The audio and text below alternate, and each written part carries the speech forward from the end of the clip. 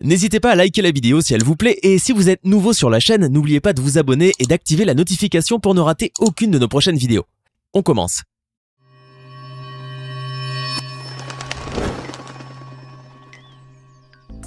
Du choléra à la peste en passant par la grippe espagnole, les virus qui ont frappé l'humanité à travers des siècles ont beaucoup inspiré le cinéma et ont donné matière à travailler aux réalisateurs. Mais comme si ce n'était pas suffisant, certains se sont amusés à inventer des virus fictifs et à imaginer de nouvelles épidémies, tous plus terribles les unes que les autres. On espère sincèrement que vous n'êtes pas hypocondriaque, car ce que vous allez voir va sûrement vous rendre malade. Voici les 10 films qui mettent en vedette les pires virus au cinéma. De quoi vous faire oublier un peu le coronavirus. Remontez vos bavettes, c'est parti. Il est impossible de parler de film de contagion sans évoquer celui qui a marqué tout le monde du 7e art par son empreinte réaliste époustouflante, qui en a sûrement fait le film le plus crédible de ces dernières années. Réalisé en 2011 par Steven Soderbergh, le film Contagion suit la rapide propagation d'un virus mortel à l'échelle mondiale et la course contre la montre qui s'ensuit pour tenter d'endiguer la pandémie. MEV 1. Le virus qui est mis au cœur de l'histoire s'apparente à l'encéphalite et ses premiers symptômes ressemblent beaucoup à ceux de la grippe. Le MEV 1 possède une incroyable capacité à se propager à la vitesse de l'éclair, infectant 8 millions de personnes en moins d'une semaine et tuant au passage la majorité des personnes l'ayant contracté en moins de 2 jours. Le réalisateur propose une sorte d'apocalypse qui suit l'itinéraire pandémique du MEV 1 à travers le monde dans un film mettant en scène de nombreux personnages au destin lié et qui trouve, dans notre actualité virale, une inquiétante ressemblance. Même si le SARS était déjà passé par là en 2002, de grandes similitudes parfois troublantes ont été relevées entre le scénario de Contagion et la situation actuelle. Tout comme le virus du Covid-19, le virus de MEV 1 vient de Chine et on suit sa propagation dans le monde à travers le personnage de Gwyneth Paltrow qui incube la maladie à Hong Kong avant de s'envoler pour les États-Unis pour contaminer ensuite d'autres personnes dans son entourage. Alors que la maladie ne cesse de se propager à une vitesse folle, la communauté médicale mondiale tente de trouver un remède. La planète des singes, les origines est le premier film américain de science-fiction de la saga La planète des singes. Sorti en 2011 et réalisé par Rupert Wyatt, le film met en scène un scientifique nommé Will Rodman qui fait des recherches sur la maladie d'Alzheimer et qui met au point une formule de l'ALZ 112, une sorte de rétrovirus qui permettrait de soigner la maladie. Il crée ensuite sa déclinaison, l'ALZ 113, une version plus puissante mais cette fois-ci mortelle pour l'homme. Ces rétrovirus possèdent 2 actions différentes. D'une part, celle de donner plus d'intelligence aux singes et d'une autre, rendre les hommes malades et les tuer. C'est ainsi qu'à la fin du premier film, on peut voir le voisin de Will, pilote de ligne, avoir les premiers symptômes de la maladie avant de prendre l'avion. Ce sera donc lui le patient zéro, c'est-à-dire le premier à contracter le virus, et par ailleurs celui qui le propagera autour de lui. Dès le second opus, soit une décennie plus tard, les humains sont tous porteurs du virus et atteints de la maladie qui l'engendre, la grippe simienne. Seuls resteront quelques survivants considérés comme miraculés dont le corps a su s'adapter et résister au virus. Mais ce dernier ne cesse de muter et l'on se rend compte à travers les films que dans son dernier stade, il ne fera plus de morts, mais il détruira cependant toute l'intelligence de l'homme ainsi que sa capacité de parole. Pandémie est un film catastrophe sud-coréen sorti en 2013. Il met en scène une épidémie mortelle qui ravage Bundang, la banlieue de Seongnam à Séoul. L'histoire commence après que la police découvre une dizaine de corps putréfiés, entassés dans un conteneur, tous véritablement victimes d'un mystérieux virus. Au même moment, un passeur de clandestins, atteint d'un virus inconnu, décède à l'hôpital. Il ne suffira que quelques heures seulement pour que toutes les urgences de la ville croulent sous l'afflux des malades et pour que le chaos s'installe. Pour freiner le processus d'irradiation du virus, les autorités locales décident de mettre en quarantaine toute la ville et tous les habitants se retrouvent alors confinés en zone de sécurité. Mais la panique finira par prendre le dessus et la tension montera. Deranged est un thriller de science-fiction sud-coréen sorti en 2012 qui offre au total 109 minutes de suspense intense. L'histoire repose sur la même mécanique de sidération que les autres films traitant d'épidémie, mais à un degré plus fort. Dans Deranged, un virus mortel contamine 100 000 personnes de la population de Séoul et fait plus de 3 000 morts. Il a la particularité de se loger dans l'intestin des victimes pour les affamer et les assoiffer. Les contaminés, dangereusement déshydratés, deviennent alors incontrôlables et insatiables. Pour étancher leur soif excessive et pour espérer survivre, les victimes sont obligées de se jeter dans la rivière ou n'importe quelle autre source d'eau. S'ensuit alors une véritable vague de noyades où des centaines de personnes se jettent intentionnellement dans la rivière pour ne jamais en ressortir. Je suis une légende est un film d'horreur et de science-fiction américain d'anticipation post-apocalyptique sorti en décembre 2007.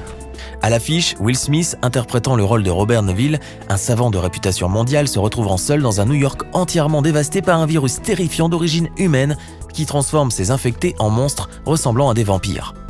Le virus a été créé par le docteur Alice Crippen qui tentait de trouver un remède au cancer. Elle a alors développé une version modifiée de la rougeole, mais après avoir tué 90% de la population, le virus Crippen a changé le reste de l'humanité en êtres exsangues et mutants avides de sang. Mystérieusement immunisé contre le virus incurable, Neville est le dernier homme vivant à hanter les ruines de New York, peut-être même le dernier homme sur Terre. Il a pour mission de traquer ses zombies et en même temps essayer de trouver le remède. Il est entouré par les mutants, victimes de cette peste moderne qui rôde dans les ténèbres, observe ses moindres gestes et guette sa première erreur. Devenu l'ultime espoir de l'humanité, Neville se consacre tout entier à sa mission. Venir à bout du virus, en annuler les terribles effets en se servant de son propre sang. Fièvre noire est un film d'horreur américain sorti en 2002. Il met en scène un cadavre en putréfaction dans le réservoir d'eau potable d'une petite ville américaine qui provoque une variation encore plus vorace de la bactérie mangeuse de chair. Cette dernière s'en prend à un groupe d'adolescents ayant loué une cabane dans la forêt pour y fêter la fin de leurs études et profiter des derniers jours de liberté avant d'entamer leur carrière. Mais la fête tourne au cauchemar quand un ermite infecté par le mystérieux virus mortel fait son apparition. Les 5 jeunes gens vont devoir faire face à ce terrible virus qui a la particularité de dévorer les chairs de ses victimes, semant ainsi le trouble et la panique au sein du groupe. Sachez que la maladie de la fièvre noire existe réellement. Elle s'appelle en fait la leishmaniose viscérale et c'est une maladie causée par un parasite du genre Leishmania, considéré comme le 2e plus grand tueur dans le monde après le paludisme, avec de 20 000 à 30 000 décès estimés dans le monde chaque année. Mais rassurez-vous, cette maladie est très différente de celle qui est mise en scène dans le film. Contrairement à ce dernier, la leishmaniose viscérale ne ronge pas les chairs humaines, mais provoque cependant d'autres symptômes relativement graves, tels que la fièvre, la splénomégalie, ainsi qu'une coloration noire anormale de la peau.